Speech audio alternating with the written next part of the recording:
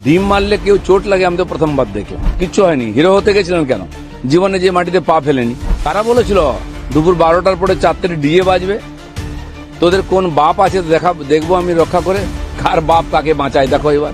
এইসব চালাকি করে কোনো, আমি বলছি টিএমসির কোন নেতার নিরাপত্তা দেওয়া উচিত নয়, পাবলিকের হাতে ছেড়ে দেওয়া উচিত।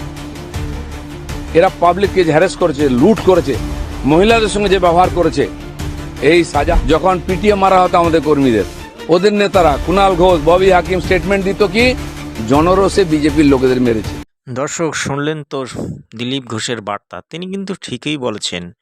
আসলে তিনি যে কথাগুলি বলেন না, একেবারে বাস্তবিক কথা।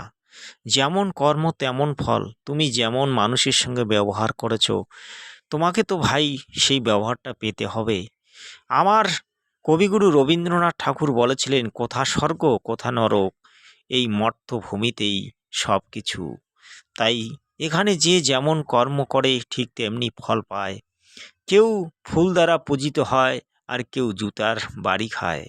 ঠিক তেমনি অভিষেক ব্যানার্জি জুতার বাড়ি খেয়েছে, কল্যাণ ব্যানার্জি জুতার বাড়ি খেয়েছে, এটাই সত্য। দর্শক, একটা অনুরোধ থাকবে, আপনারা আমার ভিডিওগুলি দেখেন কিন্তু চ্যানেলটিকে সাবস্ক্রাইব করেন না। দেখুন, চ্যানেলটিকে সাবস্ক্রাইব করে রাখলে কোনো টাকা পয়সা লাগবে না।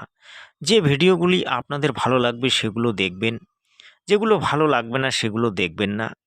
অবশ্যই চ্যানেলটিকে সাবস্ক্রাইব করে রাখবেন, এটা আপনাদের কাছে অনুরোধ। আপনাকে অসংখ্য ধন্যবাদ রইল।